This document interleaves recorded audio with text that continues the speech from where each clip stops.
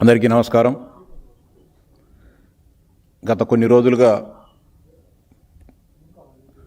మాజీ ముఖ్యమంత్రి జగన్మోహన్ రెడ్డి గారు ఆయన ముఠ రాష్ట్రంలో ఏదో విధంగా గందరగోళం సృష్టించాలని అటు యువతపైన, మతాలపైన, కులాలపైన అనేక రకాలుగా కుట్రలు కుతంత్రాలకు పడ్డం జరుగుతోంది. అంటే ప్రతిపక్షంలోకి ముఖ్యమంత్రి పదవి పోయినప్పటి నుంచి, ప్రతిపక్షంగా అవతరించినప్పటి నుంచి ప్రతిరోజు కుట్రలకు పాల్పడడం జరుగుతుంది. అవే కుట్రలు అదే స్కెచ్ చేసుకుంటా పోవడం జరుగుతుంది. స్క్రీన్ ప్లే పేరుతో తప్పుడు ఆరోపణలు, దుష్ప్రచారాలు చేస్తూ రాష్ట్రంలో ఒక భయానక వాతావరణాన్ని క్రియేట్ చేయాలనే ఆలోచనతో జగన్మోహన్ రెడ్డి చేస్తున్న కుట్రలకు ప్రజలు ఎవరు పట్టించుకోకపోవడంతో ఇంకా రెచ్చిపోయి ఏదో విధంగా ఈ రాష్ట్రాన్ని అతలాకుతలం చేయాలా, ప్రజలను ఇబ్బంది పెట్టాలనే ఆలోచనకు జగన్మోహన్ రెడ్డి గారు కుట్రలు పడడం జరుగుతుంది. డిఎస్సి పైన అనేక రకాలైన దుష్ప్రచారాలు చేశారు. పాయింట్ మొత్తం అన్నింటిని కూడా సాక్ష్యాధారాలతో సహా మీరు ఆరోపించిన ప్రతి విషయాన్ని కూడా కూలంకషంగా వివరించడంతో కంగుతిన్న వైసీపీ మూకలు మళ్ళీ ఇప్పుడు కొత్తగా కులాన్ని ముందుకు తీసుకొని రావడం జరుగుతుంది. అంటే ఏది పడితే అది మాట్లాడడం. అంతకుముందు కవిత ఉంది, కవితకేది అనర్హం కాదని చెప్పి, అట్లా మీరు ఈ రాష్ట్రంలో ఏదో విధంగా అరాచకానికి ఏదైనా చేసి సరే ఈ రాష్ట్రంలో గందరగోళాన్ని సృష్టించాలా, ప్రజలు ప్రశాంతంగా ఉండకూడదనే ఒక ఆలోచనకు మీరు రావడం జరుగుతోంది. ఇప్పుడు కులాన్ని ముందుకు తీసుకొని రావడం జరుగుతుంది. మళ్ళీ 2014-19 మధ్య కాలంలో ప్రజా రాజధాని అమరావతి పైన ఏ విధంగా విషం చిమ్మారో మళ్ళీ అదే విధమైన విషాన్ని మళ్ళీ చిమ్మడం జరుగుతోంది. అది అమరావతి కాదు, కమరావతి అని చెప్పి మీరు, మీ మీడియా అనేక రకాలుగా దుష్ప్రచారాలు చేయడం జరిగింది. అది అవాస్తవమని తేలినప్పటికీ కూడా మళ్ళీ అవే అవాస్తవాలను పదే మీరు ప్రజలకు వివరించే ప్రయత్నం చేస్తూ ఉన్నారు. అందరూ కూడా కమ్మ సామాజిక సంబంధించిన వారే అక్కడ భూములు కొన్నారు, వారే భూములు ఇచ్చారని చెప్పి మీరు పదే ఆరోపణలు చేస్తున్నప్పటికీ అవి వాస్తవ దూరమని మీకు తెలిసినప్పటికీ కూడా మీరు అదే మాట్లాడుతోంది. రైతులు ఆ రోజు స్వచ్ఛందంగా ల్యాండ్ పూలింగ్ కింద 34,323 ఎకరాలను 29,881 మంది రైతులు ఆ రోజు ఇస్తే దాంట్లో అత్యధిక భాగం రెడ్డి సామాజిక సంబంధించిన రైతాంగం ఉన్నారనే విషయం మీకు తెలిసినప్పటికీ ఇంకా ఇది కమ్మవారికి సంబంధించిన రాజధాని పదే మీరు మాట్లాడడం జరుగుతుంది. మొత్తం ఆ 34,323 ఎకరాలకు సంబంధించి మనం సమగ్రంగా పరిశీలిస్తే ఎస్సీలకు సంబంధించి రైతాంగం 32% ఉన్నారు, రెడ్లు 23%, కమ్మ సామాజిక వర్గానికి సంబంధించిన రైతులు 18% భూమిని, బీసీ సామాజిక వర్గానికి సంబంధించిన వారు 14% భూమిని, కాపులు 9% భూమిని, మైనారిటీలు 3% భూమిని, ఇతరులు 1% భూమిని ఇవ్వడం జరిగింది. ఇంత సాక్ష్యాధారాలు, ఇంత వాస్తవాలు కళ్ళ కట్టినట్టు అధికారిక లెక్కలే ఇంత స్పష్టంగా చెప్తా ఉంటే మీరు దీన్ని కాదని ఒక కులాన్ని కించపరిచే విధంగా, ఒక కులానికి అంటగట్టే విధంగా, మిగతా కులాలలో ఆ కులం పైన వ్యతిరేక భావం వచ్చే విధంగా మీరు చేస్తున్న కుట్రలను ఏమనాలో ఒకసారి మిమ్మల్ని ప్రశ్నిస్తా ఉన్నా. ఈ రాష్ట్ర ప్రజలు కూడా గమనించాలి. అనేక రకాలైన అంటే వైఎస్ కుటుంబం మొదటి నుంచి కూడా తన రాజకీయ సామ్రాజ్య నిర్మాణం కోసం కులాలను, మతాలను, వర్గాలను అనేక రకాలుగా వాడడం జరిగి ఈ స్థాయికి రావడం జరిగింది. తాత రాజారెడ్డి నుంచి, తండ్రి రాజశేఖర రెడ్డి నుంచి నేటి జగన్మోహన్ రెడ్డి వరకు కూడా అనేక రకాలుగా తమ రాజకీయ ఎదుగుదల కోసం అనేక రకాలైన కుట్రల్లో పాల్పడడం జరిగింది. వ్యక్తుల మధ్య విద్వేషాలు సృష్టించారు. వ్యక్తుల మధ్య విద్వేషాలు సృష్టించి వారిని హత్యలు చేసి రాజకీయ సౌధాన్ని నిర్మించుకున్నారు. కులాల మధ్య చిచ్చులు పెట్టారు, మతాల మధ్య చిచ్చులు పెట్టారు. ఉమ్మడి ఆంధ్రప్రదేశ్ రాష్ట్రానికి మర్రి చెన్నారెడ్డి గారు ముఖ్యమంత్రిగా ఉన్న సమయంలో ఆయనను ఏదో విధంగా దించాలని చెప్పి పాత బస్తీలో మతాల మధ్య కలహాలు సృష్టించి వందలాది మంది సామాన్య ప్రజల మృతికి కారణమైన కుటుంబం మీదనే విషయం ఈ రాష్ట్ర ప్రజలందరికీ తెలుసు.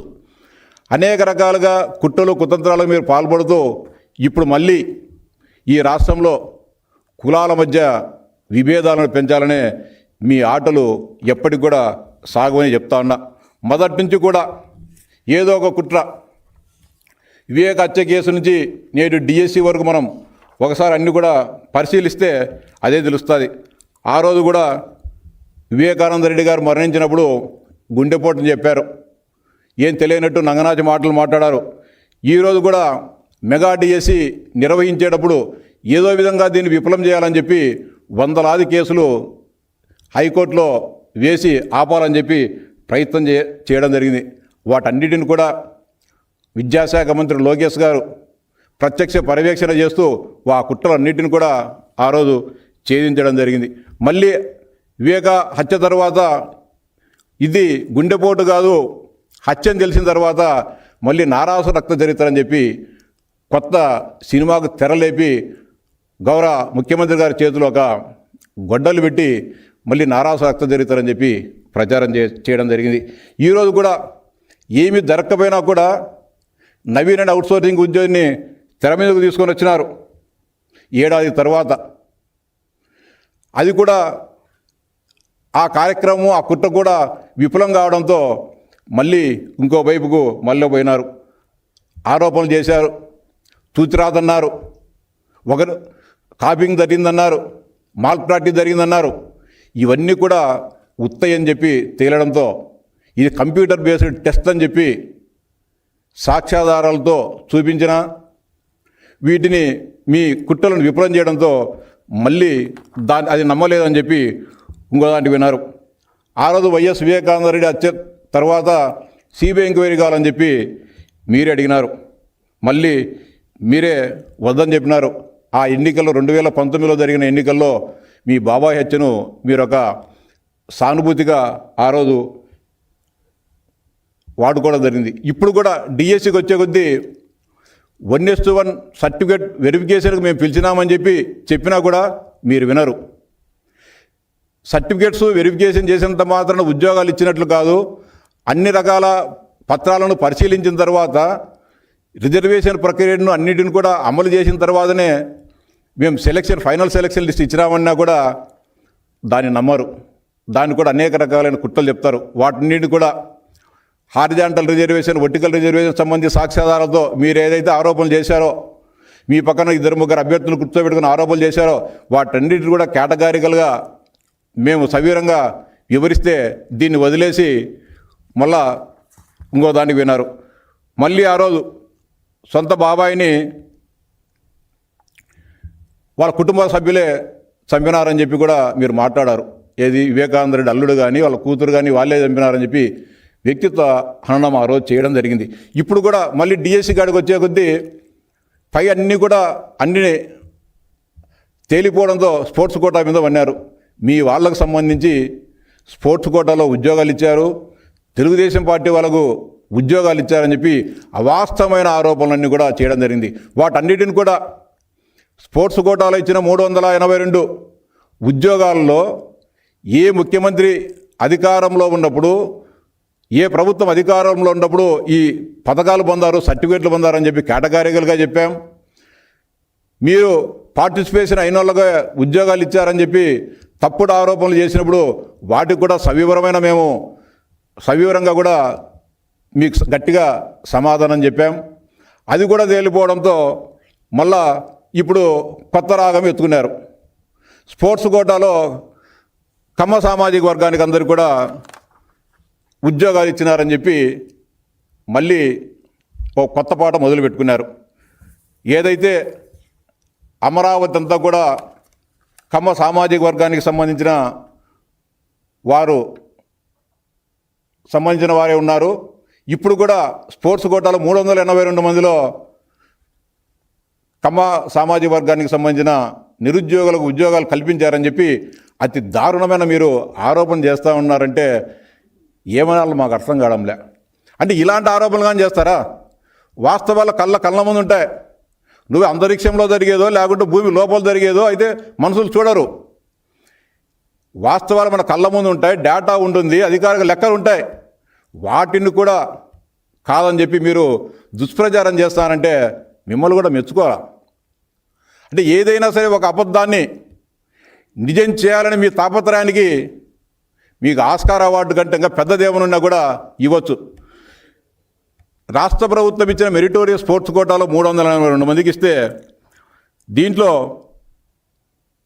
ఎస్సీ గ్రేడ్ 3 వారికి 72 మందికి, బీసీడీ కేటగిరీకి 63 మందికి, బీసీఏ కేటగిరీకి 53 మందికి, బీసీబీ కేటగిరీకి 48 మందికి, ఓసీలకు 42 మందికి, ఎస్సీ గ్రేడ్ 2కు 38 మందికి, ఎస్టీలకు 29 మందికి, బీసీఈ 28 మందికి, బీసీసీ 4కి, ఎస్సీ గ్రేడ్ 1 అంటే రెల్లి వాళ్ళకు 2, ఓసీ ఈడబ్ల్యూఎస్కు 1 ఇవ్వడం జరిగింది.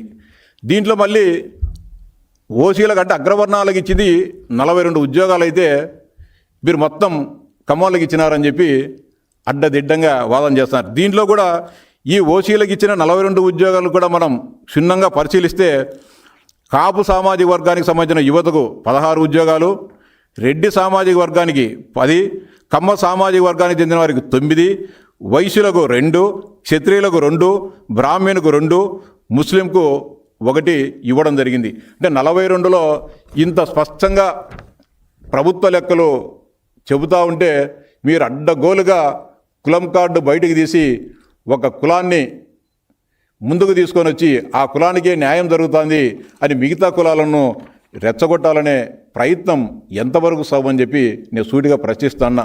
ఎన్ని వాస్తవాలు, మేమేమో కాగి లెక్కలో లేకుంటే అనగా మేము రాసుకునే లెక్కలు కాదు ఇవి. వాస్తవాలు ఇంత పచ్చిగా ఉంటే మీరు మీ పేపర్లో గోడల మధ్యలో కూర్చొని ఈ మాట్లాడుతూ ఉన్నారు. ఈ వాస్తవాలు జగన్మోహన్ రెడ్డి గారు మీ దగ్గర ఉన్న లెక్కలు మీకు తెలుసు ఈ వాస్తవాలని. కానీ రాష్ట్రంలో అశాంతి నెలకొల్పాలా, యువతలో అలజడి లేపాలా అనే మీ ఆకాంక్షలు ఈ జీవితంలో ఎప్పుడు కూడా నెరవేరవనే విషయాన్ని మీరు గమనించుకోవాలా. గతంలో కూడా 2014-19 మధ్యలో డిఎస్పీలు కూడా ఇదే చెప్పారు.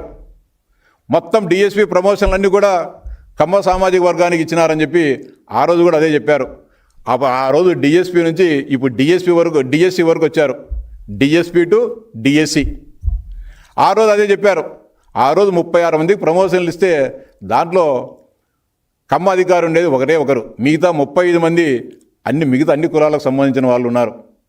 అది కూడా అవాస్తవ వివరాలను పరిశీలిస్తే అవాస్తవం చెప్పినా కూడా మీరు వినరు. కాదా ఇదో ఈ 36 మంది పేర్లు ఇవి, ఈ కుల మీద చెప్పినా కూడా మీరు అనుకోకుండా ఎన్నికల ఆఖరి రోజు వరకు కూడా ఇదే మాట మాట్లాడి ప్రజలలో ఒక విష ప్రచారాన్ని మీరు నాటడం జరిగింది. ఈరోజు కూడా డిఎస్సిలో అదే విధమైన చెప్తున్నారు. అన్ని రకాలుగా మీకు చెప్పినాం. మీరు ఏదైతే ఆరోపణలు చేశారో వాటన్నిటిని కూడా సవివరంగా ఒక పక్క అధికార యంత్రాంగము విద్యాశాఖ అధికారులు అందరూ కూడా మీకు కేసు బై కేసు చెప్పడం జరిగింది. మేము కూడా మీరు ఏదైతే రాజకీయపరంగా ఆరోపణలు చేశారో వాటన్నిటిని కూడా క్షుణ్ణంగా సవివరంగా చెప్పడం జరిగింది. ఇంకా ఆఖరికి చెప్పాం, అయ్యా ఇదంతా వద్దు, మీ ఆఫీసులో మీరు, మా ఆఫీసులో మేమెందుకు కూర్చొని మాట్లాడుకోవడం ఎందుకు, తిరుపతిలో 13వ తారీఖు బహిరంగ చర్చ కూర్చుందాం, మీరు రాండి అని చెప్పి మేము పిలిచినాం. మీడియా మిత్రుల సమక్షంలో వారి ఆధ్వర్యంలో మీరు ఏదైతే ఆరోపణలు చేస్తున్నారో వాటిని చెప్పండి, మేము దానికి సంబంధించిన సమాధానం చెప్దాం, ఇద్దరం కూర్చొని మాట్లాడుకుందాం. న్యాయ నిర్ణేతలుగా మీడియా పెద్దలు ఉంటారు, రమ్మంటే ఒక్కటిగా రారు. మళ్ళీ మరుసటి రోజు నుంచి అదే ఆరోపణలు చేస్తూ ఉన్నారు. ఇప్పటికైనా సరే సవాల్ చేస్తూ ఉన్నాం, ఎప్పుడైనా మీరు చెప్పండి, మీ ఆఫీసులో కూర్చొని అనవసరమైన ఆరోపణలు కాదు, మీ దగ్గర సాక్ష్యాధారాలుంటే మీరు మీడియా ముందుకు కాదు, మీడియాను తొడుకోబో, అధికారుల దగ్గర కూర్చో, అయ్యా మాకు ఈ 10 మంది అభ్యర్థులకు సంబంధించిన అనుమానాలు ఉన్నాయి, ఈ నివృత్తి చేయమంటే అధికారులు నివృత్తి చేస్తారు కదా, అది చేయరు. ఇంకా దారుణం, నవ్విపోదురు కాక నాగేడు సిగ్గని అనుకోరా. ఎవరైనా ఒక వ్యక్తికి కానీ వ్యక్తుల సమూహానికి కానీ ఇంకొకరికైనా కూడా అన్యాయం జరిగిందనో ఇబ్బంది జరిగిందని తెలిస్తే పార్టీ కార్యాలయాలలో పోయి ఫిర్యాదు చేసి మాకు న్యాయం చేయమని అందరూ బాగానే ఉంటుంది. నిన్న ఆదివారం పూట ఒక 5 మందినో 10 మందినో డిఎస్ అభ్యర్థులు మీకు కావాల్సిన తోడుకొని వచ్చినారు. మీ కార్యాలయంలో సిబ్బంది మీ పార్టీ కార్యకర్తలందరినీ మీ ఆఫీసులో కూర్చోబెట్టుకుని నిరసన చెప్పినారు. వాళ్ళతో డిఎస్ అభ్యర్థుల ఛాలెంజ్ చేస్తానా, వాళ్ళ మీ ఎవరెవరు ఉన్నారు వాళ్ళ వివరాలు ఏంటి, వాళ్ళ ఫోటోలు ఏంటి, మీ దగ్గర వచ్చిన వాళ్ళు మీ పార్టీ వాళ్ళను సంఘ వ్యతిరేక శక్తులు గంజాయి బ్యాచులను కూర్చోబెట్టుకొని వీళ్ళే డిఎస్సీలు అని చెప్తారా?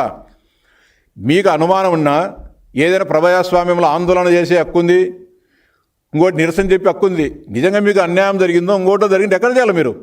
ఆ అభ్యర్థులు విద్యాశాఖ కార్యాలయం దగ్గర పోయి ఎవరైతే పరీక్షలు నిర్వహించారో ఆ కార్యాలయ అధికారుల దగ్గర అయ్యా మాకు ఇది జరిగింది ఒక మెమరాండం ఇస్తారు, మీకు అక్కడ కూడా మీకు న్యాయం జరగకపోతే అక్కడ నిరసన చేయడం అది అందరూ చేసే కార్యక్రమమే రాజకీయ పార్టీలు. అట్లా చేయకుండా మీరు తాడేపల్లిలో నిరసన చేయడం ఏంది? అందులో ఆదివారం అంటే మీకు అర్థమవుతుంది ఎవరు కూడా ఏ నిరుద్యోగ ఉపాధ్యాయులు కూడా మీరు చెప్పే మాటలకు నమ్మడం లేదు, మీ ట్యాబ్లో ఎవరు చిక్కుకోలేదనేది ఇదే అర్థమవుతుంది. మీరు ధర్నాలు చేస్తున్నారు, డిఎస్సికి వ్యతిరేకంగా అక్రమాలు జరిగాయని. ఎవరైనా ఒక డిఎస్సి అభ్యర్థి వచ్చినారో దాంట్లో దాదాపు 3,40,000 మంది నిరుద్యోగ ఉపాధ్యాయులు ఈ రాష్ట్రంలో ఉంటే ఒక్కరిన పట్టుమని 10 మంది జిల్లాకు ఎవరు సరే అని వచ్చినారా? ఎక్కడ కానీ రాలే. ఈ రాష్ట్రంలో అందరికీ కూడా ఒక నమ్మకం ఉంది దీంట్లో ఎలాంటి గోల్మాలు జరగలేదని చెప్పి. మేము కూడా చాలా బాధపడుతున్నాం. ఉద్యోగులు నిరుద్యోగులు యువత వారందరి ప్రతినిధిగా నేను శాసనమండలి సభ్యునిగా ఎన్నికయ్యా.